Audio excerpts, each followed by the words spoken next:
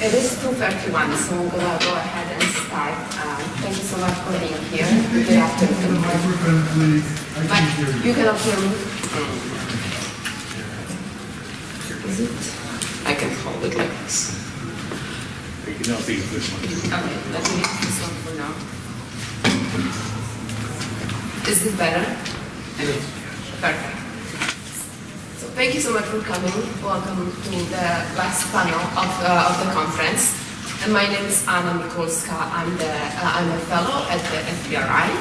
I am also a fellow in energy studies at the Baker Institute in Houston, and I also work here with Climate Center for Energy Policy at UPenn. We have a three-person panel today, and we're going to talk about whether or not what Russia has done or is doing is backfiring. And it really works nicely after we've heard so much on the two previous panels, because we've heard about what Russia does and what Russia succeeds with, and maybe what Russia doesn't succeed with. And I think this kind of will help us to make a little bit more sense of where the success is and maybe where Russia is not doing as well. I have here Colonel Robert Hamilton. He's an associate professor of Eurasian studies at the U.S. Army War College and a Black Sea Fellow at FBRI. In a 30-year career in the U.S. Army, he spent primarily in Eurasian. He served in Saudi Arabia, Iraq, Germany, Belarus, Qatar, Afghanistan, Republic of Georgia, Pakistan, and Kuwait. He authored numerous articles and monographs on conflict and the security issues, and focused on former Soviet Union and the Balkans. We also have Alina Polyakova. She's the David Rubenstein Fellow in the Foreign Policy Program Center on the United States and Europe and Security Strategy Team at the Brookings Institution. Very long name. She's also an adjunct professor of European Studies at the Paul H. Nietzsche School of Advanced International Studies at Johns Hopkins University. She specializes in Russian foreign policy, European populism, and US-Russia-Europe relationship. Her recent book, The Dark Side of European Integration, examines the rise of far-right political parties in Western and Eastern Europe. And last but not least, we have Rudra Sil, who is professor here at Political Science Department at UPenn and the SAS director of the Huntsman Program in International Studies and Business. He holds a PhD from University of California, Berkeley, and has been teaching in Penn since 1996. His research and teaching encompass comparative politics, Russian post-communist studies, Asian studies, and politics of labor and international development. He is a co-author, author, and editor of numerous books, articles, and book chapters. Currently, he's working on two books: Russia Reconsidered, Fate of a Former Superpower, and Pathways of the Post-Communist Proletariat, Labor Politics in Russia, China, and Eastern Europe. I hope everybody enjoys the panel. Thank you. Okay, so thank you, Anna, and thanks to Penn and FBRI for the invitation. You know, Clint said one thing you can count on the military and the Department of Defense to do is do what you tell them. So since my agency tells me I have to give you a disclaimer up front, I'll give you a disclaimer up front and say that my remarks reflect my opinions and do not reflect the policy or position of the U.S. Army War College, the Department of Defense, and the U.S. government. So with that said, so we're going to talk, we've been asked to talk about whether Russia's strategy is working or backfiring. So I'm going to structure my remarks. I'm going to talk a little bit about my assessment, is it working? And then talk a little bit about why Russia might be doing what it's doing. So I think we've established earlier in the morning, Russia is trying to undermine democracy in the West. Russia is interfering in Western electoral processes. I'm going to come at it a little bit from the why. So I'll start by saying, despite the narrative you hear, especially in the world I live in the military and policy world, of a resurgent Russia and a Russia on the march, it's been a pretty bad 5 years for Russia. If you look from late 2013, before Ukraine kicked off, to now, in terms of perceptions of Russia among Western publics, in terms of Russia's economic prospects, and in terms of Russia's security, I think all three have gotten worse in the last 5 years. Their interference in Western elections, maybe you may start with the Brexit referendum, certainly our election, and then subsequent elections, is only part of the reason for those things. It really started with Ukraine in 2014. But I think Russia is in a worse position now than it was 5 years ago. If you look at perceptions of Russia in the West, there was a recent Pew Research report that said 66% of Western publics among the countries they surveyed have a negative view of Russia versus 27% positive. As recently as 2011, Russia was about 50% popular in the West. So its popularity rating stands now at 27% versus about 50%, or double almost. Putin is looked at even more negatively by Western publics. 77% don't trust him to do the right thing, have a negative view of him, versus only 21% that do trust him to do the right thing. Putin, by the way, is also less popular inside of Russia. One of the panels discussed that a little bit this morning, but from in the Levada Center surveys, which they do credible and frequent surveys of Russian public opinion, between April and July of last year, 2018, his approval rating went from 82 to 67%, and recently it's hovered around 64, 65%. That's mostly for domestic, social, and economic reasons. It doesn't have a lot to do with foreign affairs, but the point here is that foreign affairs wins of the type the seizure of Crimea represented in 2014 are no longer readily available, and maybe would not be enough to bolster Putin's public support anyway. So yes, 64% is a number that most Western politicians can only dream of, but nevertheless for Putin it represents a significant erosion in his support.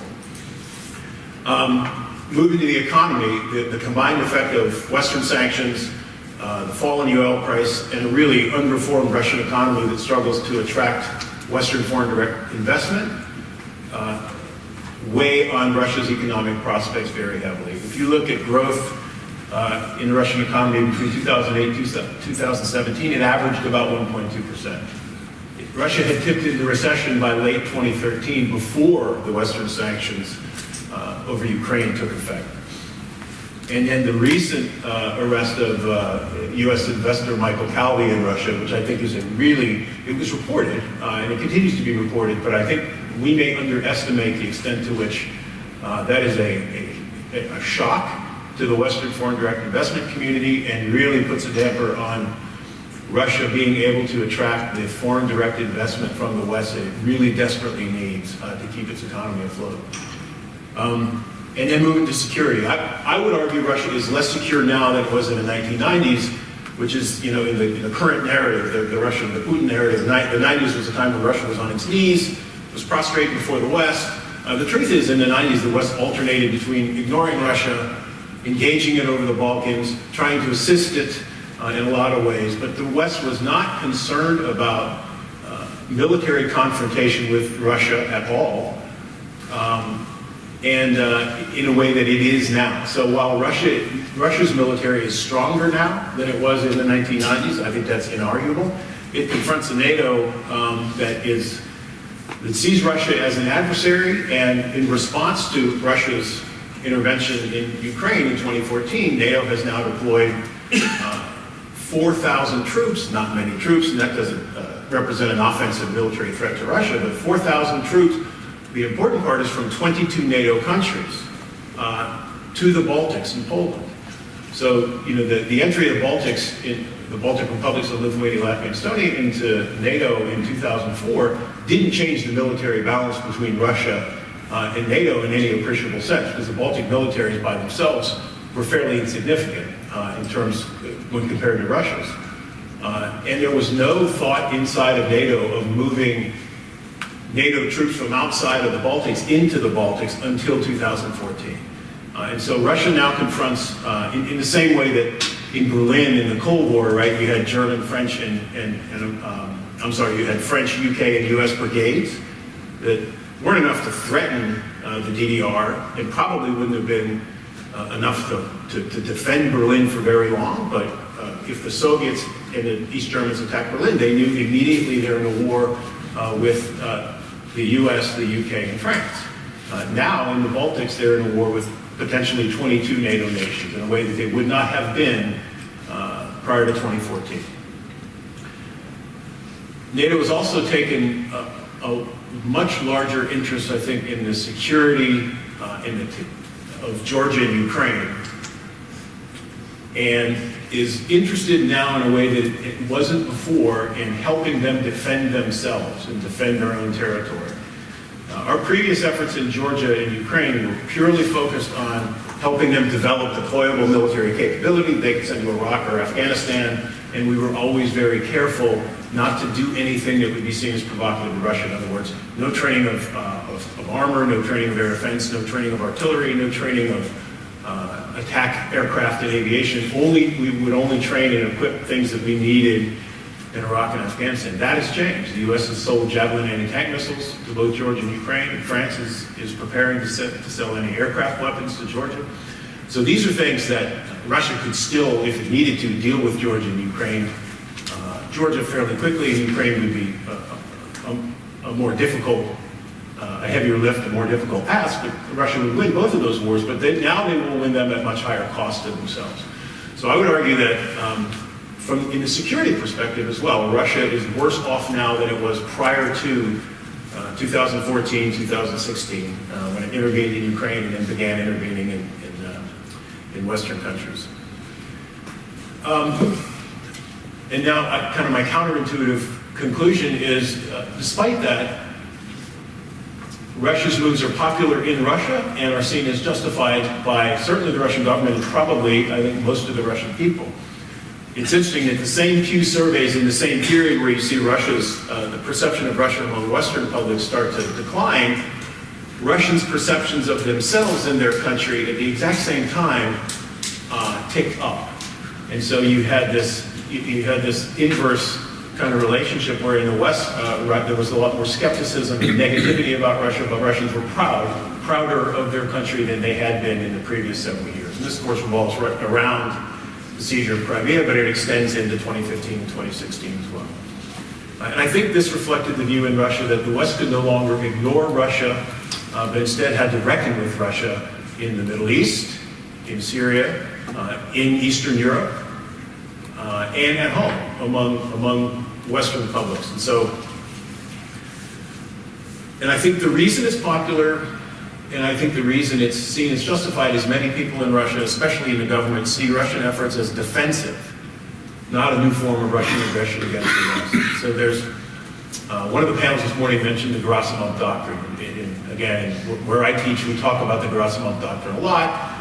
And I think we in the West often misunderstand it. We see the Gerasimov Doctrine, which was an article he wrote in the Military Industrial Courier, which is a Russian defense policy publication. And he gave some speeches kind of backing up that article and articulating the main points a little bit later.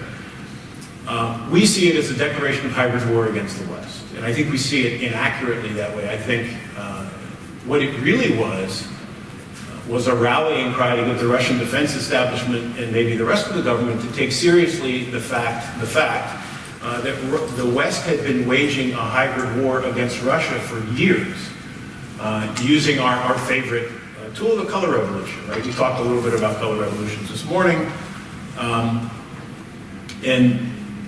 but I think many Russians in the government and probably many outside of the government as well see color revolutions of the sort that happened in Georgia and Ukraine and elsewhere, not as popular movements resisting corrupt and authoritarian governments, but as coup by the U.S. intelligence services with local support. And I think we're going to have a hard time convincing people inside the Russian government and many normal Russians that that's not the case. I think we in the West would argue that our efforts to develop robust civil societies, representative political parties, resilient institutions are different things from Russia's attempts to sow social division, increase political polarization, and erode trust in our political institutions. We see those as very different things. I don't think the Russian government buys it. And I think that this is, one of the hardest things I think in dealing with Russia is distinguish among the real threats that Russia faces the perceived threats, in other words, threats that we may not see as a threat that they do and they do genuinely, not just propaganda, and then those threats which are contrived. Things that we know and they know are not threats, but they articulate as threats in order to kind of backfoot the West and cause us to rethink our policies. But my sense is that as far as the color revolutions go, those are perceived threats. Russians do perceive those as threats. I don't think this is all just Russian propaganda. So I think we're going to struggle to convince the Russian government, to reassure the Russian government that these color revolutions, that we didn't have a hand in them. Even though if you look at democracy promotion rhetoric in at least U.S. official documents from the Bush administration through the Obama administration and to now, we have moved far away from where we were in the early Bush administration. Right? Whereas now it's not, democracy promotion is not really even mentioned in our national security strategy. In the 2015, the second Obama national security strategy, we talked about support for emerging democracies, which to me is a very different thing than democracy promotion. Democracy promotion implies that we choose you, and you for democracy, and we go out and make it democracy. Support for emerging democracies implies that there's some sort of organic process underway. When we see it underway, that we can assist. I don't think the Russians are paying attention to those documents. I don't think that they believe that we've backed off our democracy promotion rhetoric or policy. And so I think we're going to struggle to convince them that that these things aren't threats to them. And I'll kind of sum up by saying the larger issue, I think, is that Russia sees when the U.S. references international law, norms, values, human rights as reasons that we do things, they don't buy it. They use those things instrumentally, and they believe that we do too. And again, I think this is genuinely held, a very cynical view, but I think it's a view that's genuinely held inside of Russia, inside the government. And so since they believe that we use those things cynically to destabilize Russia and to undermine Russia's interests, I think it's pointless to try to disabuse them of that notion. And it's pointless, I think, at this point to try to convince them that their actions, their international actions, undermine their own interests. And that's what I started off with in terms of how they're perceived, how Russia's perceived in the West. It's the effect on the Russian economy, the effect on Russian security. I don't think that's a conversation that's worth having right now. I would say then, instead of that, Russia would probably rather be less popular, less affluent, and less secure than be irrelevant in the way that, and I think when Putin says Russia was on its knees in the 90s, what he really means is the West never had to reckon with Russia when it made decisions. And so it was irrelevant. It wasn't less secure necessarily, it didn't figure into our calculations in the way that now it has to. Stephen Kotkin, in the Foreign Affairs article a couple of years ago, had a great line, and I'll kind of close with this, and he said, at least for now, for the foreseeable future, Russia's not a crusade to be won, but a problem to be managed. And I think if we look at it that way, and try to manage the problem that Russia represents for us, rather than trying to fix Russia or fix the problem, we'll be better off. And by the way, I think we're a problem for Russia to manage as well. So I'll stop. Thanks, Bob.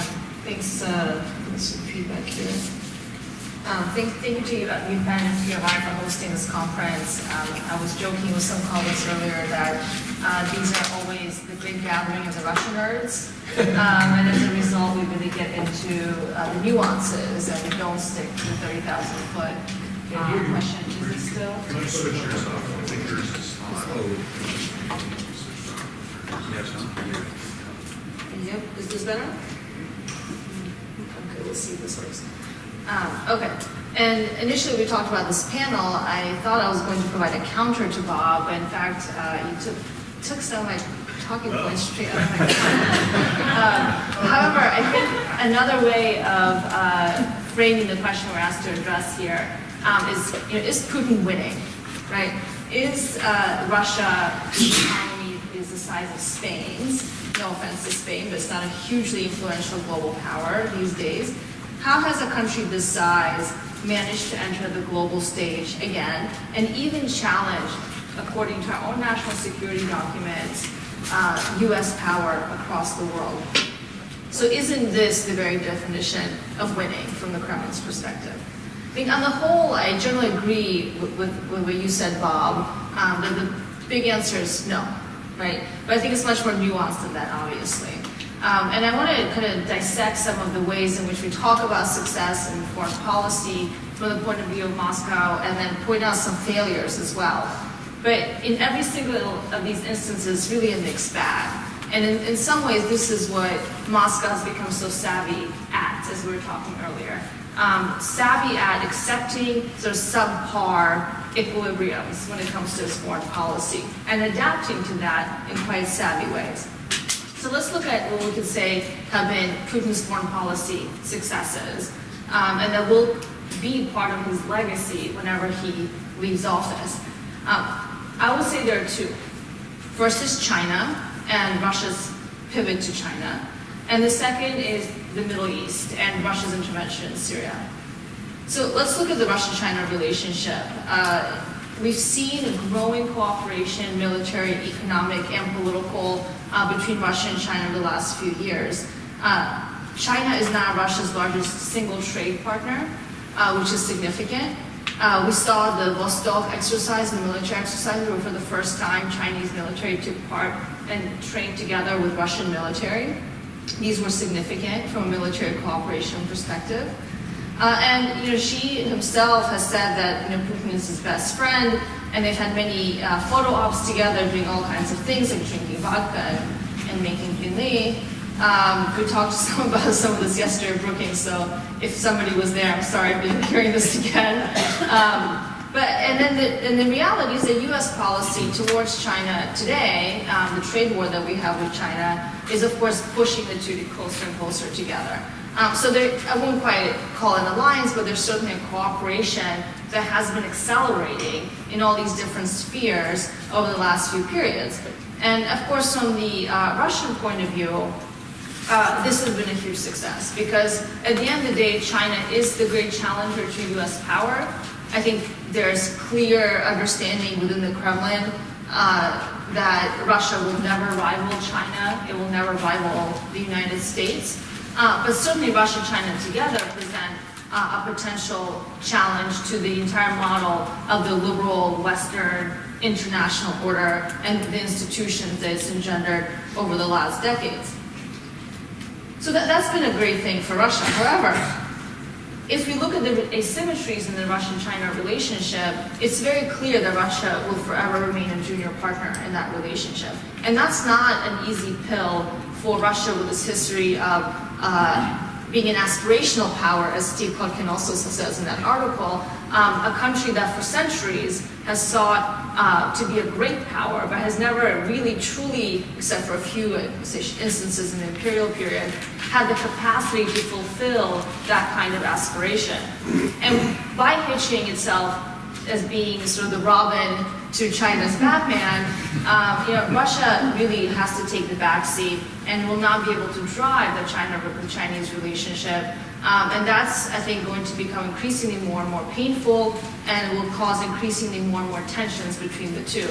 So that love affair is not closed, and it's not going to be happily ever after. So the Middle East. Certainly Russia's intervention in Syria in 2015 completely shifted the entire nature of the conflict. It undermined U.S. interests in Syria. It has basically allowed Assad to stay in power when he was about to fall. And Russia's continued engagement in Syria, again, as the U.S. has been pulling away, most recently by announcing that we will remove our remaining troops, to support Kurdish fighters there, has opened that vacuum for Russia yet again to fill. But again, we can say this was a great success, victory accomplished, as I think Putin himself said. But it's really a mixed bag. First, Russia does have good relationships with all the actors in the Middle East, and now it is the only global power that is able to broker and manage and mitigate some of these quite contentious regional relationships between Syria, Iran, Turkey, and Israel. And they talk to everyone. Netanyahu goes to Russia, Assad goes to Russia, the Iranian leaders go to Russia, Erdogan goes to Russia. So this, you could say, this is a great success for Russia. They were able to change the entire structure of the conflict. They undermined U.S. objectives, undermined U.S. credibility, U.S. power, and now they have proposed a quote-unquote peace plan to end the bloody war, and so Russia looks like a great trusted partner and mediator. But again, even in this so-called success, the story is not so simple. First, the Russian alliance, and say that in quotes, with Iran is not an alliance. And in fact, the Russian deputy foreign minister just this year was asked, is Iran an ally in an interview, sort of a presser, and he said that's not the word I would use to describe where we are with Iran. And that's the translated quote. So clearly Russia doesn't have as much influence over Iran as perhaps some of the other Middle East players would like it to have. It hasn't been able to prevent Iran from having a coercive, malicious influence in the region. And so I think certainly Israel, I still think, looks at Russia as a country they have to work with because of its position in the region. But we'll obviously prefer to work with the United States if we were there in a more real way. And the Turkey relationship is, much like the Turkey relationship with the US, is a complete mess. Those S-400s that everybody was talking about, the Turks really want to buy, still haven't been delivered. The Turks and the Russians tend to disagree on some strategic objectives in Syria, sometimes they don't. But the whole point is that this is a very fraught region. Russia's not the Soviet Union. It's having problems controlling or even mitigating some of those competitive regional players. And it's very much a tinderbox of diplomatic relations that could explode in Putin's face at any moment. So again, victory accomplished? Not so much. So those are the successes, China and the Middle East. But I think that it's a very profound failure. You mentioned Crimea as a success of Russian foreign policy, and I think in some ways it was. It helped get Putin's approval ratings up. It mobilized this wave of nationalism that I don't think the Kremlin itself even expected. They certainly took advantage of it. It allowed the Russian military to get some underground exercises in Crimea, also in the Donbass, also in Syria. Right, so from a kind of a military training perspective, it was a useful case in some ways.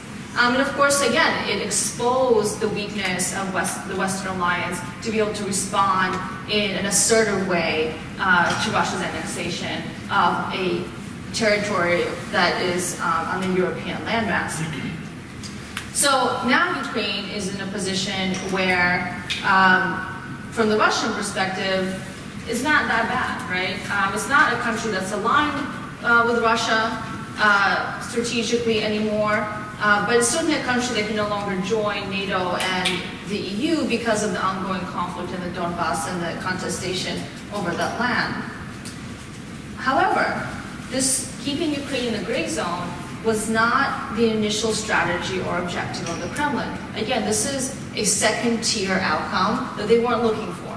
The first ideal outcome was to have a government in Ukraine that was voluntarily aligned with Russia and was voluntarily not going to look for NATO membership. It was not going to look for free trade agreement with the EU. Yanukovych, the president of Ukraine, who was pushed out by the Maidan Revolution, basically lost control and couldn't hold it down from the Kremlin's perspective. And so now Ukraine has completely moved out of the Russian orbit. If you look at surveys of the Ukrainian population, for the first time we've seen polls that suggest that Ukrainians would actually approve of NATO membership. This fluctuates still, but we never saw majorities of Ukrainians approving of Ukraine's membership in NATO. The Ukrainian elections are coming up. Despite what you might think about all the candidates, they have their own problems and their own colorful personalities, but not a single one of them has a foreign policy that is not for European integration and moving Ukraine closer and closer to the West. So Ukraine's move to Russia, Ukraine's move to the East has been completely closed, and it's not coming back exactly because of Russian actions. So yes, the Russians achieved some minimal objective, but they've lost Ukraine. I think the other huge failure has been the Russian influence operations against Western democracies. And I think this is where we get to this backlash. The Ukrainian perspective on Russia has been a backlash to Russian operations in the Donbass and the occupation of Crimea. And if we look at the backlash against what the Russians have done, not just in the US elections, but of course in basically every single European election since then and continue to do, in terms of disinformation, they're trying to undermine European unity with Nord Stream 2 project, and they're trying to buy influence through all of these corrupt, illicit finance practices that some of the other panels talked about. Where has that really landed Russia? Russia faces an increasingly stringent, hawkish sanctions regime. It's not great for them. In the long term, this will prevent their ability to develop some technological capabilities also in the military space.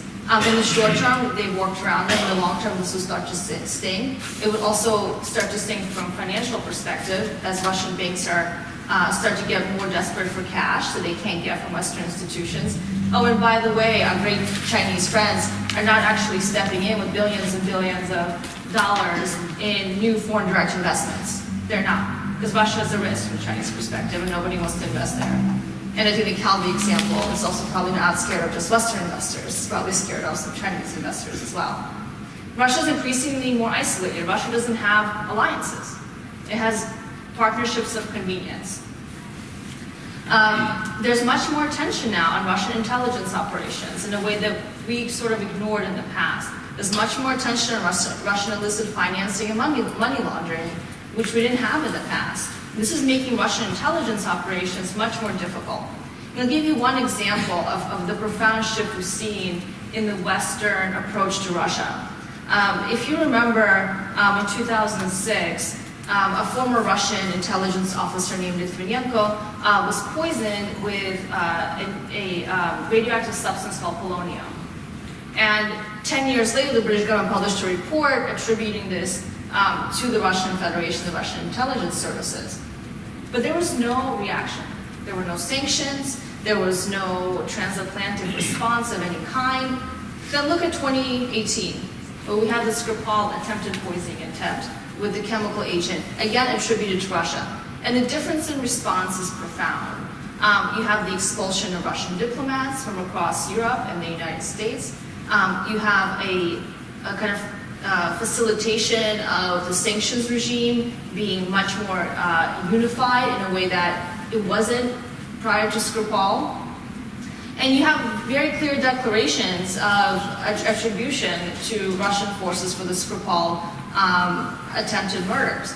And so I think these two examples over a period of about a decade really highlight the shift in how Russia's actions have undermined its own interests across the world. So just to sum up now. So perhaps Russia has been able to achieve some sort of subpar equilibrium in its foreign policy adventures, but it's certainly not winning. And what do we do about it? Well, we've learned a few lessons, I think. One, we learned from the experience in the 1990s that integrating Russia into Western economic financial institutions, which we did do, including the WTO, including the G8, which is now again the G7, really didn't work to produce a Russia that was more democratic, that was more liberal, that was more in line with Western interests. We also have learned, or we should have learned by now, that resets also don't work. We've had, at least 4 resets since 1991. I don't think we're having it right now, but some people speculated that the Trump administration would be the ultimate reset. But certainly hasn't happened. And so given that these policy activities have failed, and I would say sanctions have also failed to profoundly change Russian behavior in a real way. They've hurt them, they've isolated them, but it's not clear to me they've actually changed Russian behavior. So what do we do? Well, I think, the point that you made, Bob, is at the end with Hodkin's quote is one I would agree with, that we have reached a time when we just need to manage Russia as it is and deal with it as it is instead of trying to make it what it's not. And there may come a time when that will change. I'm not confident that will come when Putin's out of power. I think Putinism as a system will remain without Putin there, although we may disagree on that. But for the time being, and I'll say for the medium to long term, we have to find a way to contain and deter. And in some ways, this goes back to the Cold War, but the Cold War is also not a perfect metaphor, and it's not a very good analogy, because this is not a new Cold War. The structure of global power and geopolitical competition is profoundly different. There was no China in the sense of the Cold War competition, and now there is. And so I think the challenge is profoundly different. The environment is different. And I think we don't have a strategy in the United States. And that's where we really need to go. Thank you.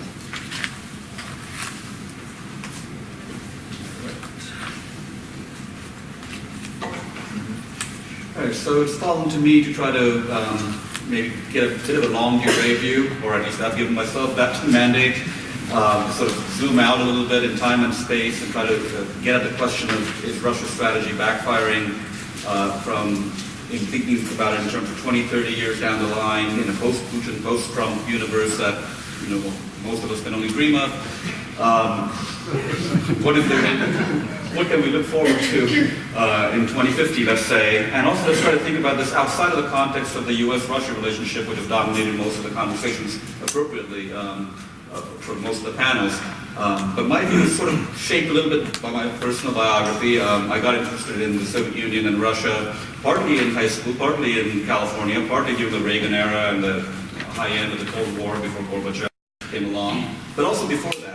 My first encounters with Moscow published material was actually in Calcutta, India, where I would go to the Soviet house of books and get stories about the Soviet space explorations and the Apollo Soyuz, docking in space. Those are the things that got me interested in. And so my view of Russia has always been sort of shaped a little bit by our concerns here in the US, but also partly from a different vantage point. So seen from that vantage point and thinking about it long term, one of the things would be to just sort of think about the very question of the panel being not necessarily as clear and as sharp when you're seeing it from that sort of global south vantage point, shall we say. At a minimum, you can start thinking about whatever meddling, whatever specific forms it took, whatever the scale of the hackers and trolls intrusions, whatever the impact that may have had or may not have had at different points in time. I think most of the global south sees this as great powers playing great power games. It's just a repeat of the Cold War in some ways, and they've got two big powers. None of them think of this as Russia just starting provocatively to get involved after suddenly waking up one day and saying, hey, let's go have an election interference campaign. This is part of an ongoing process. Certainly the Russians see it, an ongoing process. The U.S. essentially stage managed Boris Yeltsin's re-election in 1996, as they like to remind us.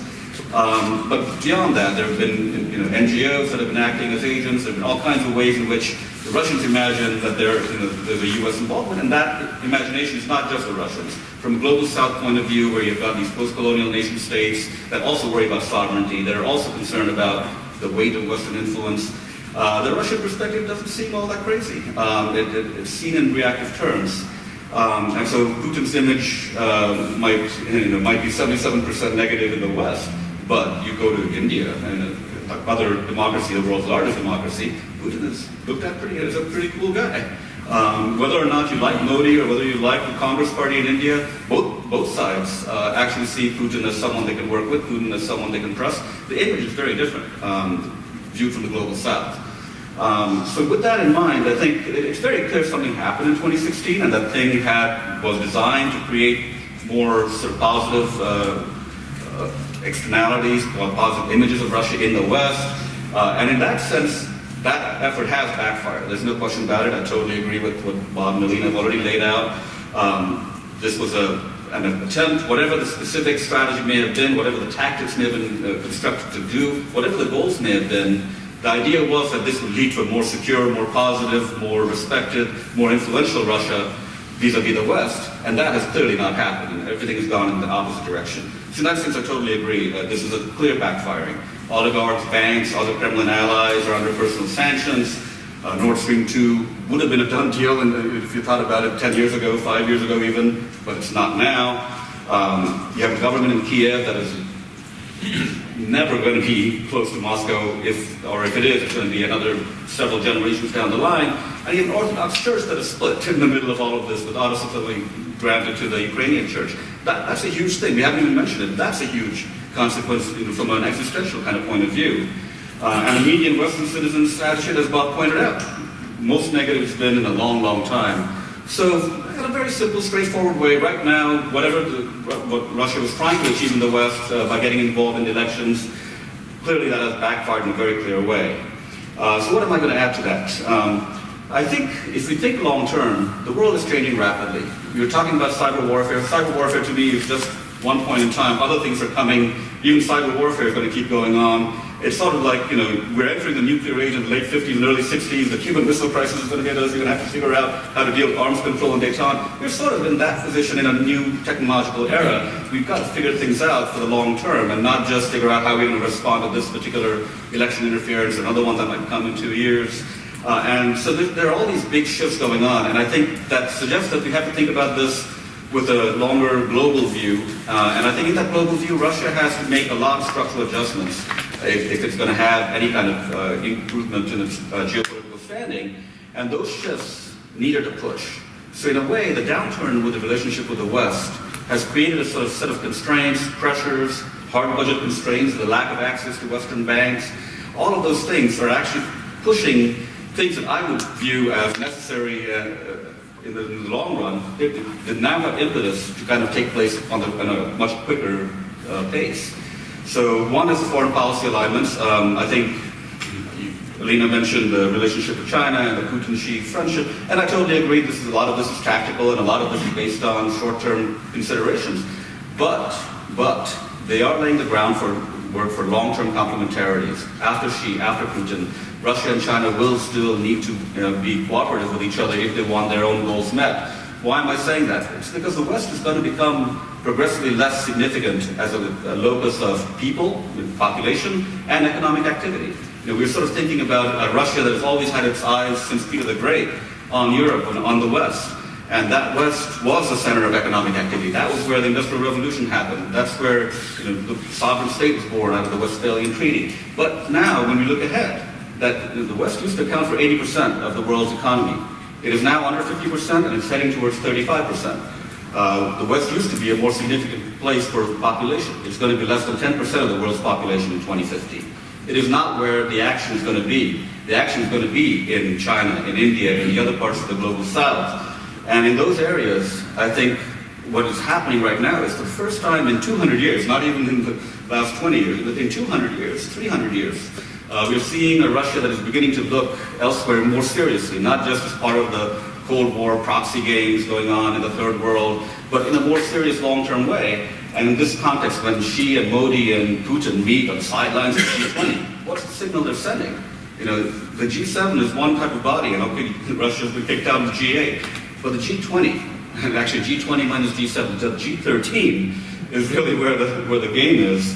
And that in those frameworks, in terms of dealing with the BRICS might be an obsolete concept for us in Goldman Sachs and investing, but as an organizational structure, it's around. You have BRICS research institutes, you've got a BRICS bank.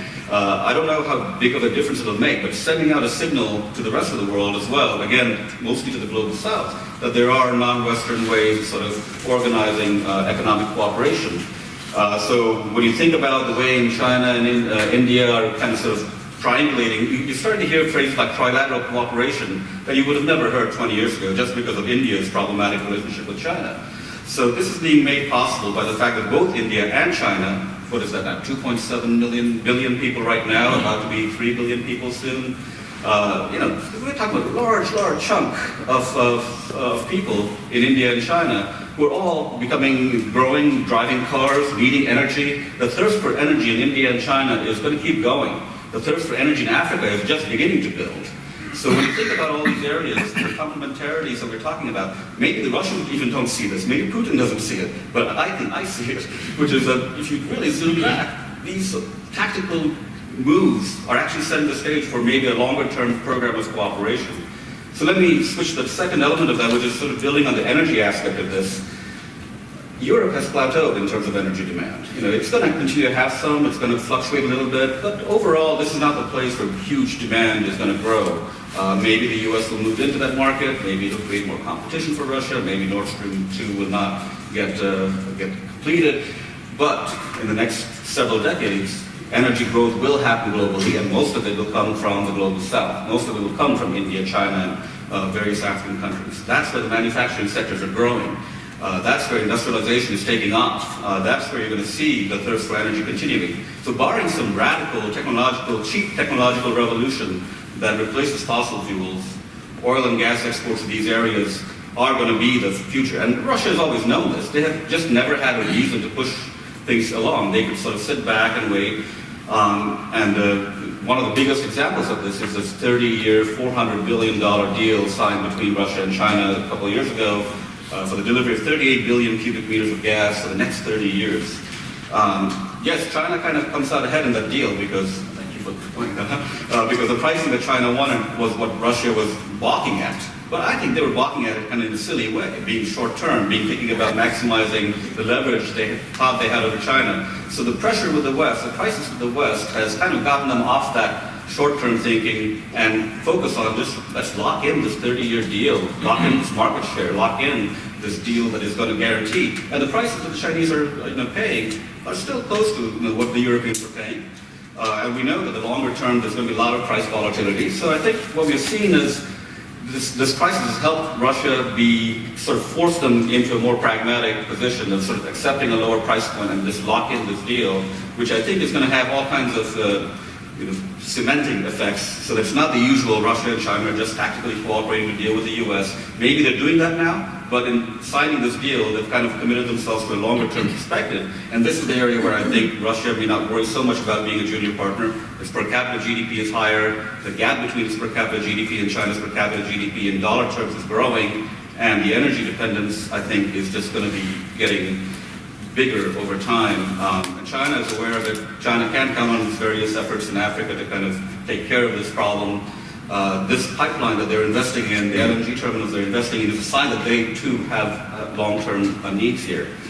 So those are two sort of global issues. Domestically, let me turn to the economic structure. The Kremlin has long been aware that energy is a problem, energy dependence is a problem, oil and gas dependence has got to be cut back. This is not something that we need to lecture them on. They've long been aware that Putin wrote, maybe partially plagiarized, 2004 treaties on this issue. And certainly the hit they got in 2008 when prices plummeted, and then you had an 8% GDP contraction in 2009, it definitely created a huge amount of urgency that something needed to be fixed, something needed to be figured out. And the more recent downturn since 2015 in oil prices and the subsequent fluctuation, you don't see the economy moving up and down with the oil pricing the way it did in 2008, 2009. So it makes you think that they are beginning to figure out the ways in which their petrostate structure is maybe somewhere between Norway and the Gulf states, is the way I put it in one of my papers. It's not Norway. Norway is seen as really very efficient at managing its energy policy and energy resources, but it's sort of in between. Not your classic petrostate just squandering resources. And the fact that budgets are now based on the $40 barrel actually is turning out to be a good thing, because anytime oil prices are $50, $60, $65, as it is today, this is a good thing. These are windfalls that are being generated, and it's caused the foreign reserve exchange to be back up again after almost getting emptied a few years ago. Gazprom shows up at the Kremlin asking for money to survive this downturn. The Kremlin says no. Gazprom is forced to then turn to the Industrial and Commercial Bank of China to solve its sort of resource issues. So these are indications that there's some awareness that resource dependence is a problem, and I think they feel like they've made some strides in it. And right now, if you think about the top three industries, it's yes, oil and gas, yes, armaments, but then agriculture. So that's another sector that has sort of been boosted amid the sanctions war and amid the efforts to kind of make sure the other sectors are not sort of lagging in terms of the dependence on oil and gas. So, John McCain was famous for saying, Russia is just a gas station masquerading as a country. But I think they forget that the Soviet Union was an autarkic entity. I mean, they had every industry in there designed to be self-sufficient, maybe inefficient, maybe poor quality, maybe full of all kinds of holes and a lot of lazy workers and so on, and alcoholism. But the infrastructure was there. And I think if you think long term, we have, again, I'm not talking about in the 5 years down the line, you're not, luckily long-term projections are great to make because, by the time I'm proven wrong, we'll hopefully be far away from each other. A fourth point, I think there's some very, very tough policy choices that needed to be made, and these are choices that have to do with problems that Putin didn't create, but the entire post-Soviet Russian economy inherited. Things like these hundreds of monogoroda, these mono-economy towns that are scattered throughout this massive Russian terrain. All these towns that kind of went up with Stalinist industrialization focused on single industries, single factories sometimes.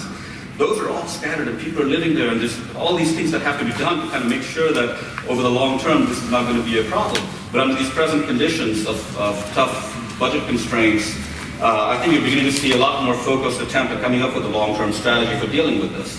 The fact that Putin is still part of the loop, sometimes in, sometimes out, but never totally out. And is kind of now playing a major role. One of the things he has suggested is creating regional centers, so he can't solve all the monotown problems, he can't make every town prosperous, but he can come up with regional centers, so not everyone is thinking either stay here or go to Moscow or St. Petersburg.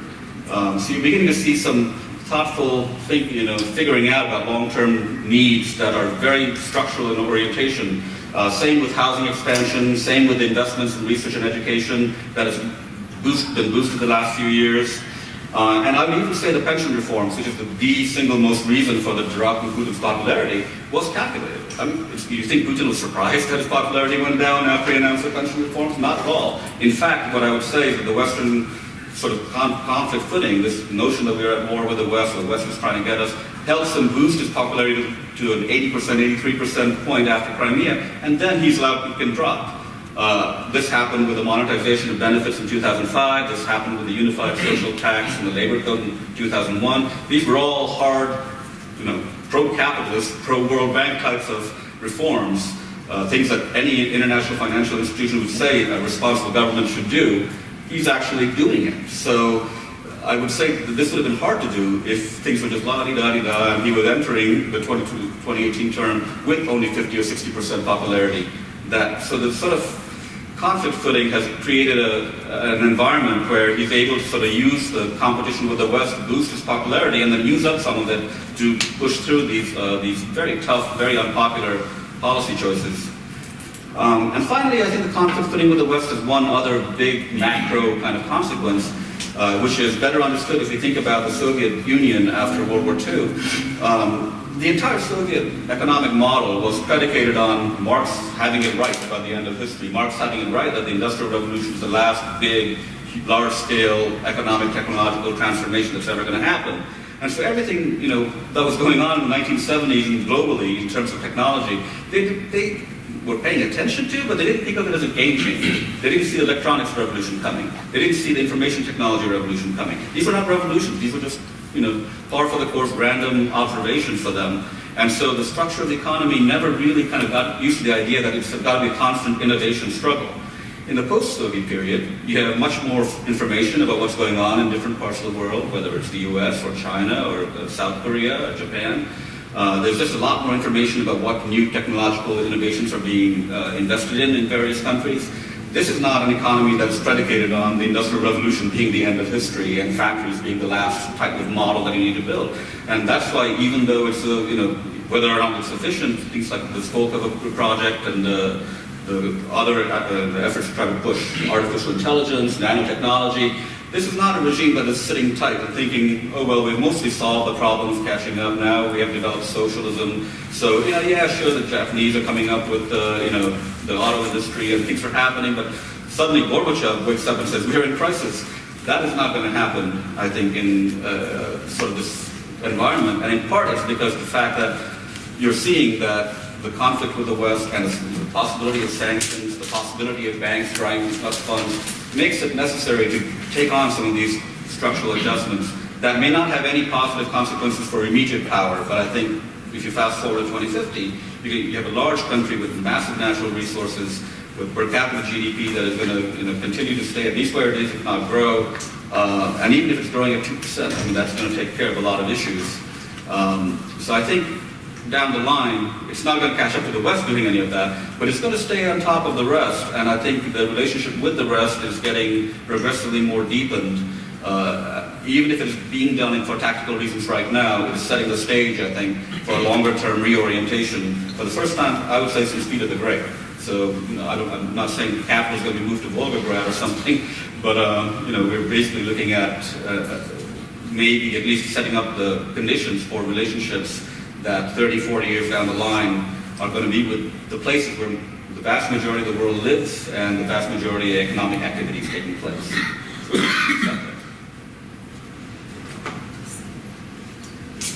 Thank you so much. I think one thing that really is actually has at the end underscored. I was just 2 weeks ago at the International Petroleum Week in London, and on a panel about the role of Russia in business going forward in energy specifically. And it's interesting when I was listening to the CFO of Novatek, the largest independent oil and gas company in Russia, and also the Shell, the director for Shell Russia, when they would underscore how sanctions have actually pushed those companies to develop their own technology or to use Russian standards, to use Russian companies, and to use Russian population. And in a way, yes, it's probably not the most efficient in a short term, but long term, it actually potentially helps developing, those monocities or those populations that are there and have no jobs and so on.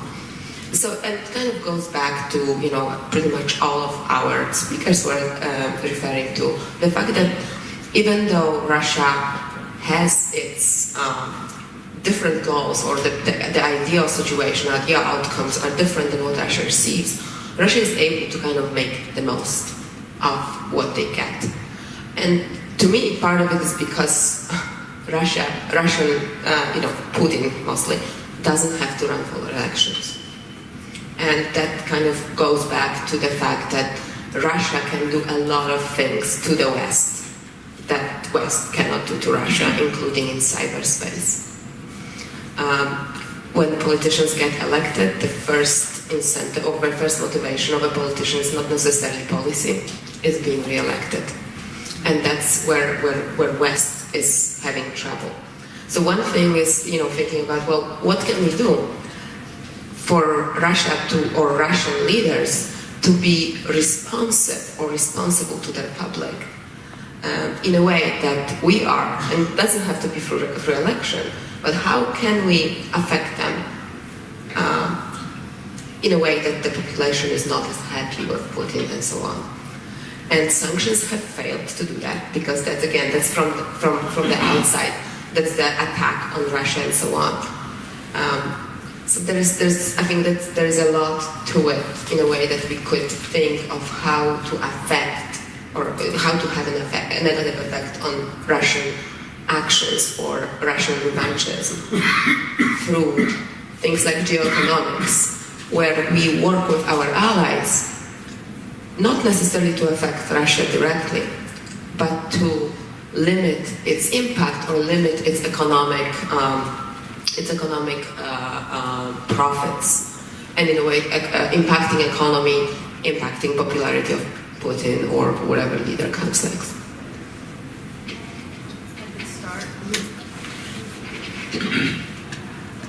I think that's a fantastic point. I think, often we talk about strategy, containment, and deterrence. What does that actually mean? Assuming that we cannot actually change Russia as it is if we take that hypothesis as reality. So the question is, what do we do to limit Russia's impact, as you were saying, in the economic space, the political space, in sort of soft power diplomatic space, and in the military space? I mean, in my view, this is not that hard of a question. It just takes political will, and it takes transatlantic response. And what that means is make sure Ukraine succeeds as a liberal democracy, that there's a resolution to the Minsk process, the Donbass conflict, that gray zone is no longer the gray zone, right? We should not accept this notion that there's a gray zone between Russia and the West. Like this buffer mentality is a Russian mentality. It should not be part of our understanding of the world order, right? So invest economically, push on reforms, get the Ukrainians to get their act together, try to steer Belarus in a slightly different direction, which they're open to. They've been signaling they've been open, right? But start to actually strategically compete with Russia in other parts of the world in a way that we have been ceding control to or influence to Russia in just, I think, quite silly ways, right? We, as the United States, but as a transatlantic alliance, have the capabilities and capacity to affect change globally in a way that Russia cannot compete with in any way. But we are ceding ground to a weak power that is playing its hand incredibly well. And that's at the end is what it's going to take. The question is, are we in a place now, given our own politics and the polarization of society, so what we're talking about, and some of the problems that we can talk ad nauseum about within our own democracies, to really take that kind of strategic approach. I don't think that window has closed, but I do think it's going to take a great deal of leadership. I'm not certain that leadership will come from the US right now, though I'm not saying that it won't. But certainly, I think in some ways, the Europeans have to take up that mantle, and then they haven't been willing to do so. And I think that's the next step, but it is something that is being discussed among European policymakers today. So, I think I'm generally an optimist, but I'm a pessimist on this question. If the question, as I understood it, is how do you affect the calculations of the Russian government? How do you make the Russian government more accountable to its own people, right? In other words, how do you change the dynamic inside of Russia so that Russian politicians have to make the same calculations that Western politicians do and worry about re-election? I don't think we have the tools to do it right now. Because it just plays into that Russian narrative that it's U.S. the conspiracy mongering that U.S. attempts to build civil societies to develop things that IRI and NDI do in the former communist world, political party development, civil society development, building of institutions, are all really designed to undermine Russia's government with the intent of toppling it, with the intent. So the narrative is that all these color revolutions, the ultimate color revolution will happen in Moscow, right? And I believe they believe that. I first came into contact with this when I was in 1999 in Moscow after the conclusion of the Kosovo campaign, and I had a half a dozen Russians lecture me about how Kosovo was the dress rehearsal for Chechnya. The next step was NATO was going to intervene in Chechnya. And I still haven't had a Russian be able to articulate to me what interest the United States has in destabilizing or toppling the government of a country that has 145 million people, 11 time zones, over 1,500 nuclear weapons, and is incredibly diverse ethnically, linguistically, and religiously. What's our interest? What do we get out of that? In fact, when the Soviet Union did collapse, we were very concerned about the security of nuclear weapons, and the U.S. government spent a lot of money and a lot of time and a lot of effort to help the Russian, Kazakh, Belarusian, and Ukrainian governments, the four that had nuclear weapons on their territories, secure the nuclear material, move it back to Russia. So, for all those reasons, I think it's nonsense to think that we would try to execute a color revolution inside of Russia, but I think that steps that we might take, even using non-governmental organizations, which the Russians don't believe there's such a thing in the West. They believe they all have nefarious connections to the security services, the CIA and others. Those things that we might do would immediately be perceived inside of Russia as an attempt to execute another color revolution to destabilize the Russian government. So I'm a pessimist on this question. I wish there were a better answer. I just don't see one. Maybe Rudy has one. No, I'm afraid not. But I might have a different spin on it. I think of this as sort of a two-part question. One is what can the U.S. do to manage its relationship with Russia generally, and then specifically what can we do in terms of accountability. I don't even know why we keep asking that question year after year. What can we do to affect that country's internal accountability? When we try, look at what happened. I mean, we managed to successfully have Egypt hold its first elections. Who won those elections? The Muslim Brotherhood. What happened to the Muslim Brotherhood?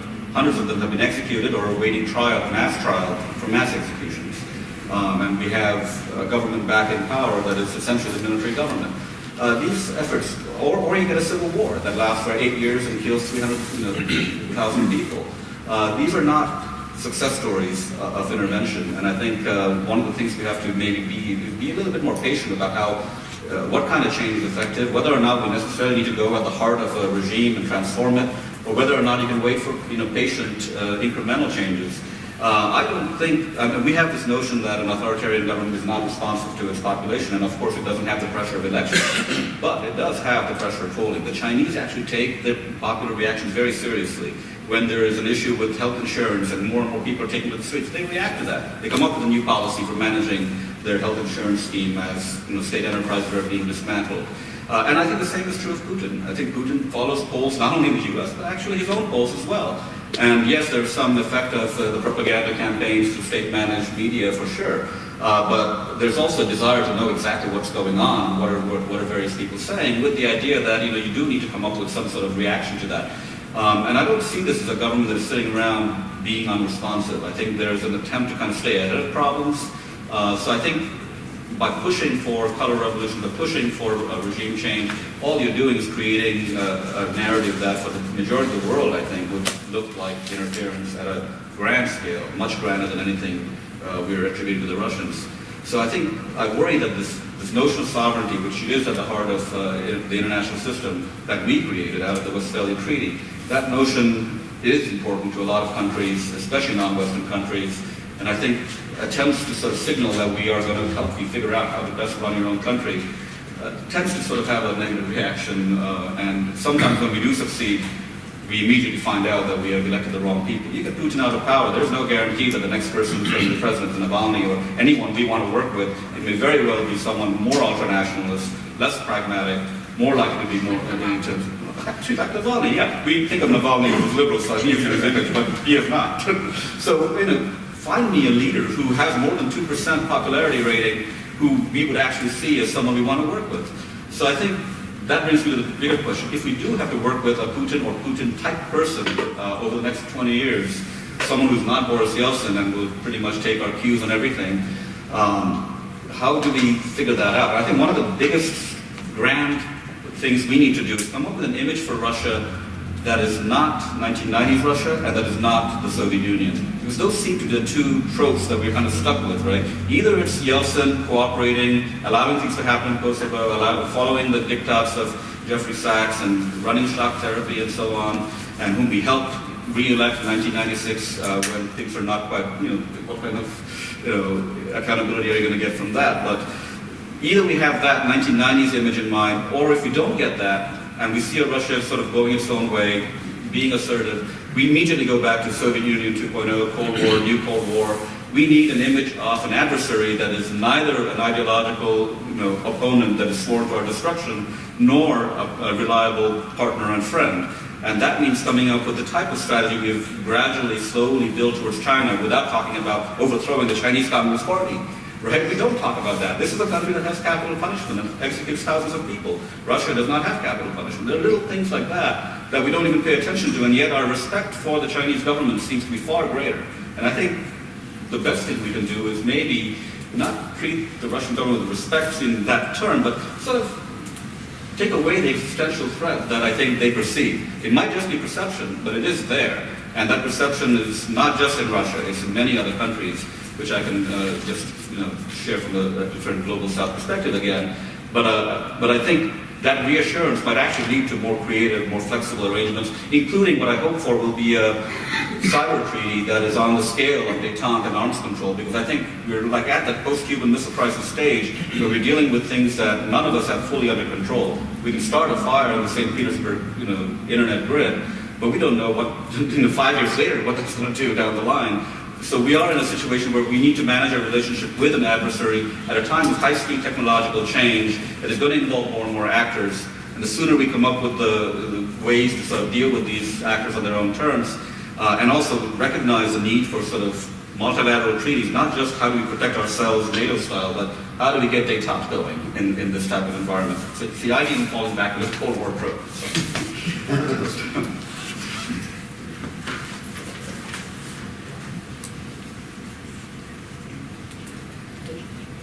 Okay, thank you for a fascinating presentation. I just wanted to ask a question now that I'm in the audience here.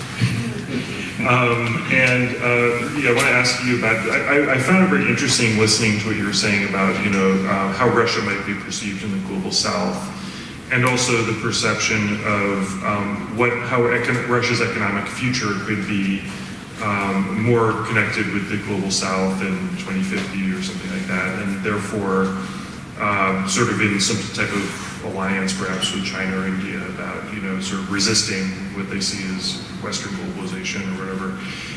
But I guess that I'd like to challenge that in a couple ways. I mean, one thing is that from an energy perspective, and your vision was that Russia will be a sort of raw material supplier, right, of resources. The issue I can see with that is that Russia is connected geographically to Europe, right?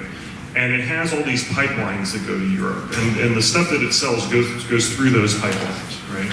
And it becomes extremely expensive to build some new pipeline to go the other way. And plus, the price that they're going to get from sending this stuff to the east is lower than the price that they're getting currently, to go to the west.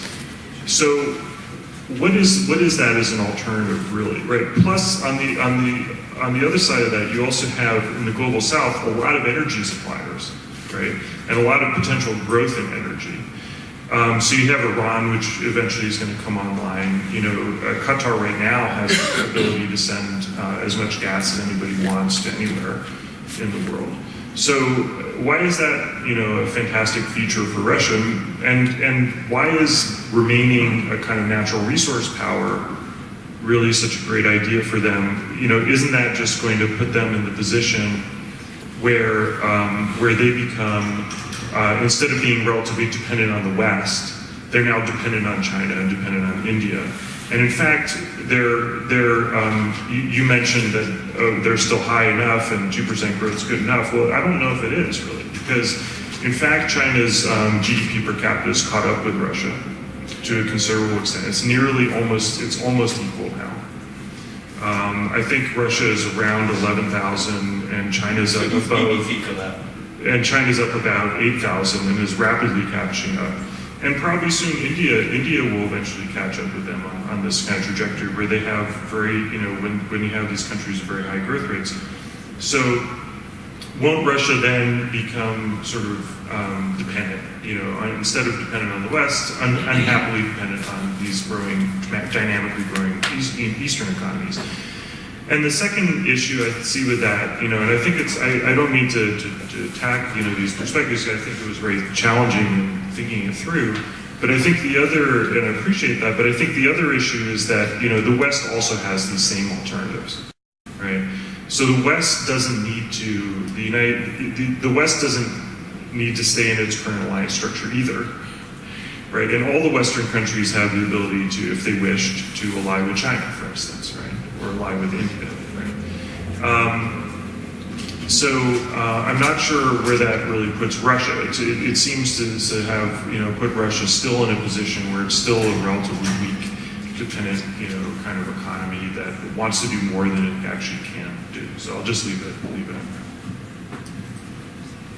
So I take it, do you guys have a response to that? Or just all right, so I think this is a very good, these are all very good questions. A simple answer to all of this is diversification. Like any economic actor is interested in diversifying its clients, it wouldn't be dependence on the West shifting to dependence on the West. It would simply be expanding your menu of clients, your range of clients. So I think this is the best case scenario for them. I'm not saying it'll solve all their problems, but it is in terms of energy, other alternative energy supplies are going to come online no matter what.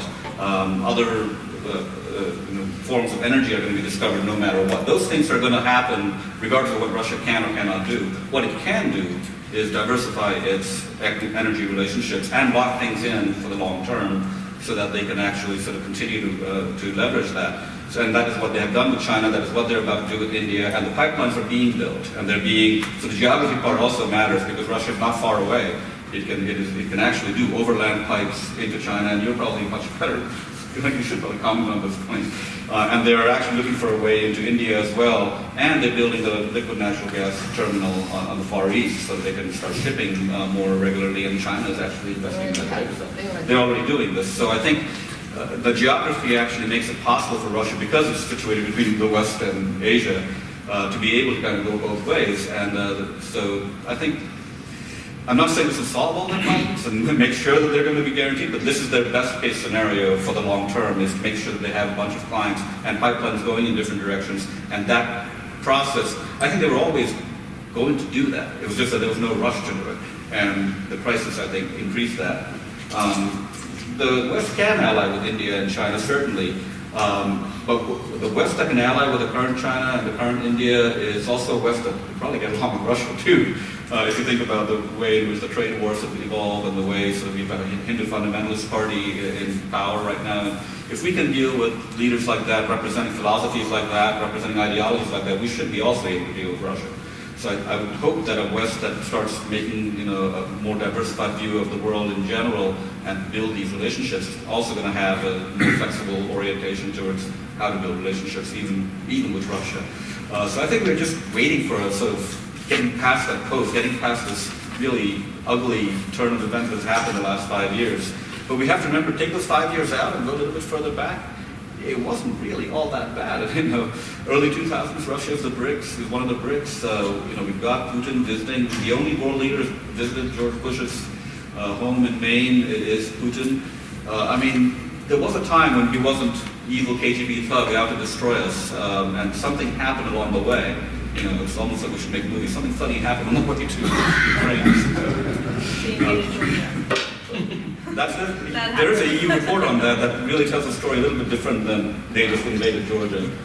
If I could comment a little bit on, just quickly on the energy.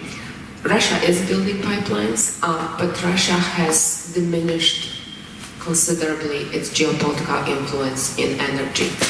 In terms of energy, this is this one point where Russia actually has lost, independent of the fact that it's gonna sell gas to China and so on, partially because of liquefaction, natural gas liquefaction. So this kind of yields less geopolitical power, since now countries in Central and Eastern Europe can actually bring in LNG from US, Qatar, Norway, and partially because of increased amount of gas in US and Australia.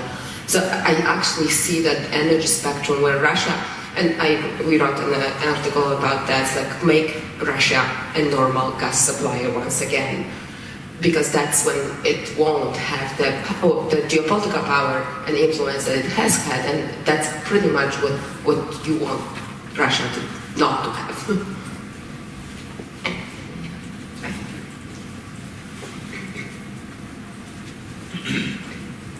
I'm not sure this fits here, but I would be curious to hear comments on the apparently obsequious behavior that President Trump exhibits when he's around Putin. And is that somebody's strategy, and how does that fit?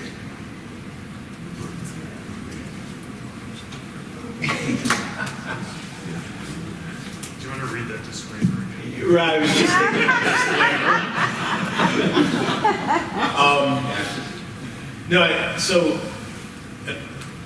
Keir Giles, who's at Chatham House, has said that the Russian relationship with the West moves through predictable stages, right? And it's euphoria, pragmatism, disillusionment, crisis, reset, right? So Lena said, I think we've been through at least 4 of these since the Gorbachev period, right?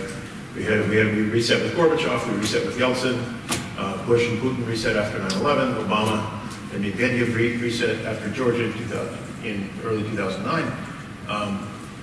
My sense is we're in permanent crisis with Russia because we can't reset. So the Russians, I think, believe that they're the injured party, they're the wrong party, and it's up to the U.S. to reset. Our president can't reset. And he can't reset, I think, one, because most of the American people, most of his own administration, and most of the U.S. Congress don't trust him to manage the relationship, because they don't trust his instincts, because they don't know. We don't know.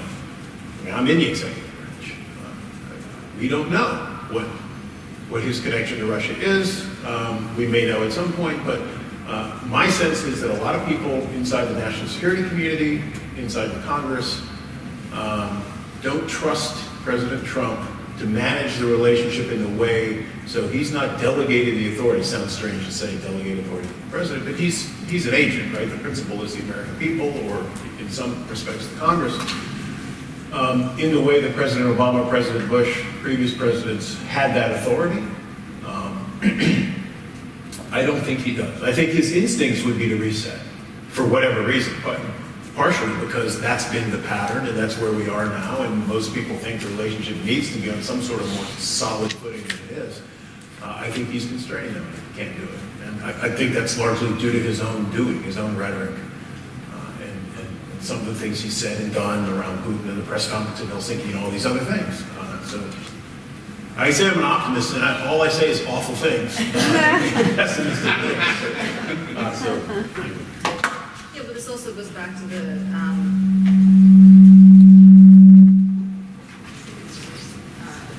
this goes back to the topic of our panel about Russian actions actually having a backlash and unintended consequences, because again, now you have a U.S. president who is, I completely agree with you, deeply constrained in his ability to manage the relationship with Russia because of our domestic politics, because of various suspicions about his personal beliefs or his intention or financial obligations, whatever people may believe. And every time over this presidency that we've seen President Trump say something very positive about Putin, the Helsinki conference that you brought up is the best example of this. What do you have after that? You have a Congress that's up in arms, and then the Secretary of State is forced to issue a declaration of non-recognition of Crimea, which they had done before. They're forced to impose new sanctions because, there is bipartisan agreement in Congress between both parties that Russia is a threat in various ways, and the president cannot be trusted, and so they've hamstrung him in various ways,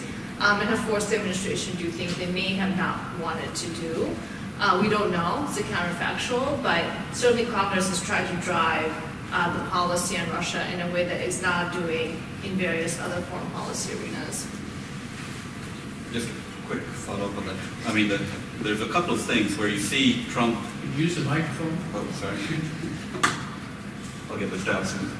I think, you're absolutely right. I mean, we do have a hamstrung president, but he's really shooting himself in the foot over and over. The few chances he has had, invite, Lavrov and all that to the White House.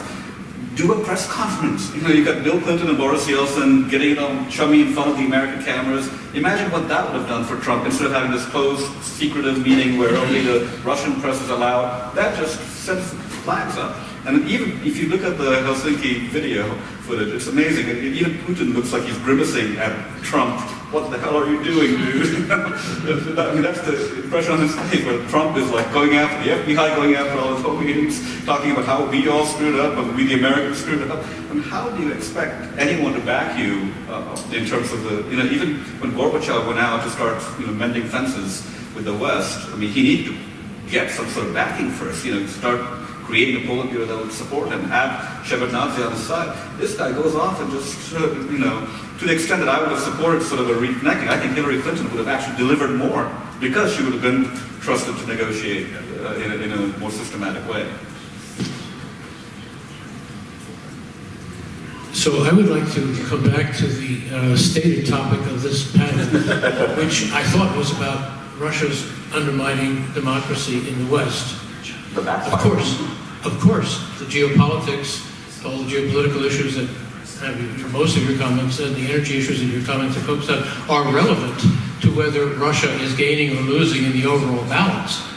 But we spent the entire morning and midday talking about interference with democracy. Alina's comments show that it has, so are they succeeding or is it backfiring in terms of democracy? That's my question to you. Alina has made a clear case that what they did in Ukraine has backfired. So for the foreseeable future, Ukraine is not going to go authoritarian, pro-Russia, etc. It's going to look westward in terms of their political system and economic system. But I'd like to ask the rest of you about this year and next year.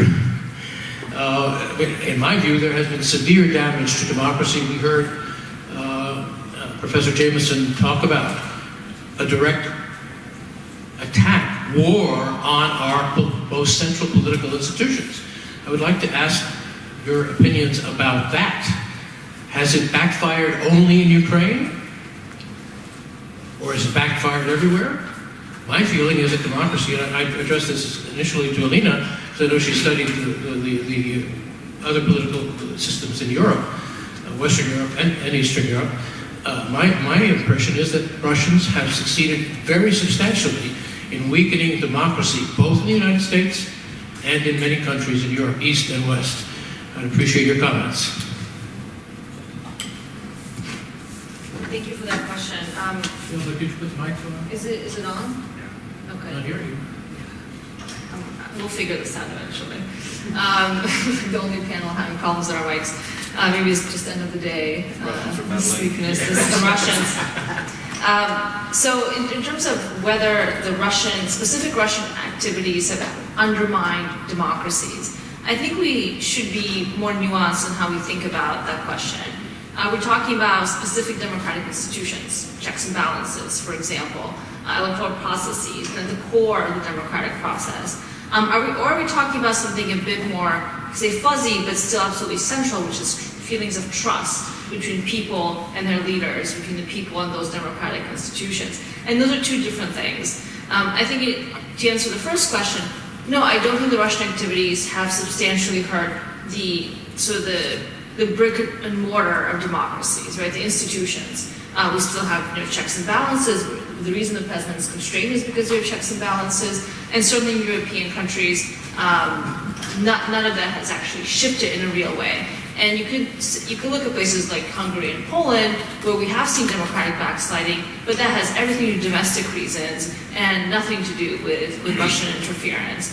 So a lot of the things that have come to the top of our conversations, I think this has been an unintended consequence of understanding, taking a deeper look into the underlying problems we still face, right? Because polarization, decline in trust, the kind of the increase in distrust among citizens between different groups, worries about the nature of the financial system, the financial crisis, worries about immigration and sovereignty, all of these different things, right? The rise of populism in Europe on the left and on the right, the rise of populism in the United States, both on the left and on the right. These trends have been slowly brewing over time. And as a result, I think, of the Russian interference and the Russian political warfare against democracies, we are now confronted with those things in a very clear way. But it does not mean that they were a direct product of Russian actions. And just to add to that, I do think that the undermining of trust has been profound. But again, if you look at surveys over time, you ask people, do you trust your parliament, Congress? Do you trust the president? There's all these surveys across Europe that show a decline since the 1970s. And in the US, this had a lot to do with Vietnam War, obviously. In Europe, this has a lot to do with kind of a sense of disengagement from European level institutions, where people don't feel connected to European institutions. In a real way, their voices aren't being heard, their local concerns aren't being heard in Brussels, which is not an unfair grievance, right? And so I think the Russian strategy has been to play on the sidelines, right? To amplify, undermine here and there existing trends. And that's why I think it's so difficult to say how effective have they been. I mean, I think certainly they've had the effect of making us question fact and fiction. And that is a profound problem. When we no longer know what to believe, we no longer trust our political leaders, that is a profound issue. And the Russians have tried to make that just a little bit worse, right? And they have been successful at that, I would say. There's many examples of that. But again, if you think that the Russians, for example, produced Brexit, there's been some reporting, there was Russian money involved in the Leave campaign, that there was Russian disinformation campaigns, of course that was all there. So let's say, for the sake of argument, that little play at the margins flipped the vote and you got Brexit. And Brexit is a disaster for Europe. But look at surveys in the European continent. Support for Europe, positive views towards Europe have been going up since Brexit. Because it's woken people up to the reality they don't want Brexits in their own countries. There used to be, from Marine Le Pen and others, talks of Frexits, or whatever, Nexits, whatever you want to call it. Because it's completely gone. Completely gone. Because of Brexit, because it's such a nightmare. So again, backlash, unintended consequences that are actually, in the end, not really helping the Russians. You could frame that as one example of that. I think this is just such a complex problem because we have created the fertile ground. We have given the ample, you could say, threat space for foreign powers like Russia to launch these kinds of attacks. And this is what I think should be the core of our thinking going forward, is how do we close those cracks, how do we close those vulnerabilities, and how do we not give them those opportunities any longer? We till the end of our time allotted to us, so I'll have to stop here.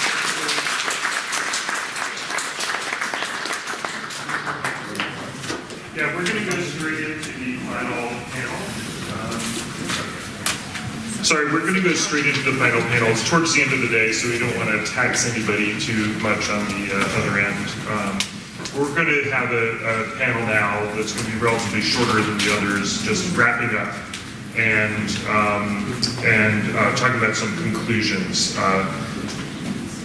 I'll take a second to introduce the panelists. One is myself. Again, I'm Mitchell Ornstein from Russia and East European Studies here at Penn, and also Senior Fellow of Foreign Policy Research Institute Eurasia Program. I think we're missing a demo but our first speaker, and you can take a 5-minute break right now and just come on back, but we'll get into this in a second. So we are taking a 5-minute break? Yeah, I think people seem to want to take a break. So we'll be starting this up at 4:05.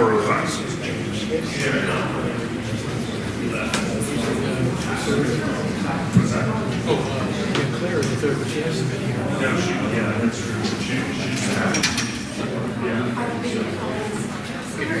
all right.